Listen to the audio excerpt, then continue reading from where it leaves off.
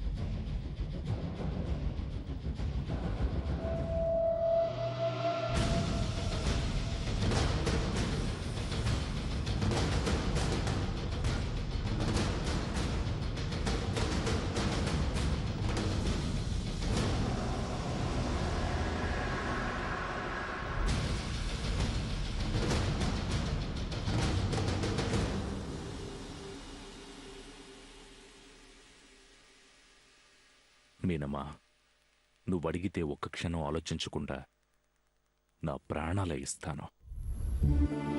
నీ సంతోషమే నాకు ముఖ్యం. ఎందుకంటే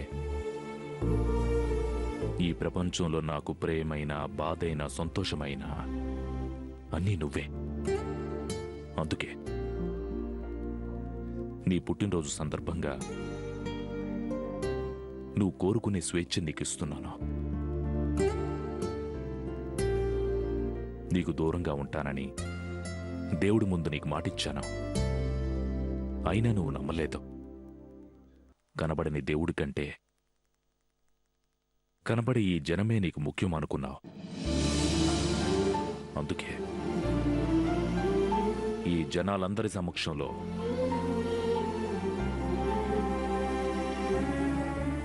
నీకు విడాకులిస్తున్నాను.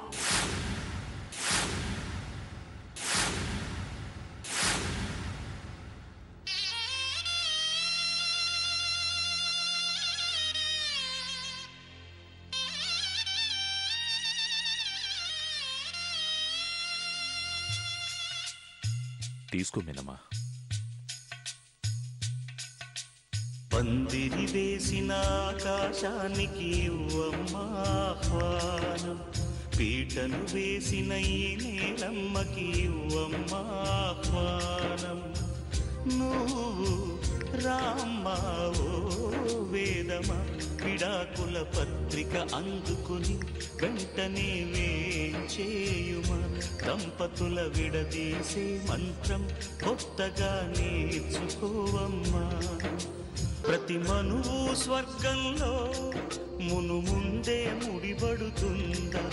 ఆ మాటే నిజమైతే ఈ చట్టం విడగొడుతుందా?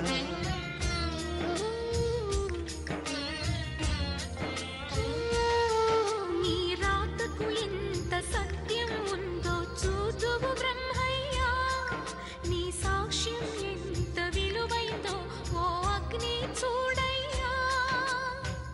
నువ్వు రామా అరుంధతి, ఇదే నీ దర్శన ఫలమైతే ఎటైనా దాగిపోవమ్మా.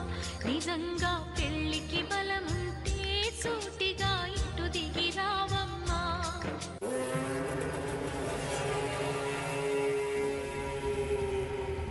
ఒక్క నిమిషం మీనాక్షి గారు.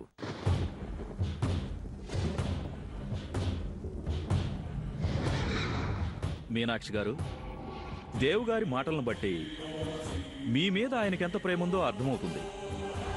మీరడిగిన వెంటనే తనలో ఎంత బాధున్నా కూడా మీ సంతోషం కోసం విడాకుల మీద సంతకం పెట్టించారంటే ఆయన ఎంత ఉన్నత స్వభావం ఉన్న వ్యక్తో దీన్ని బట్టి అర్థమవుతుంది.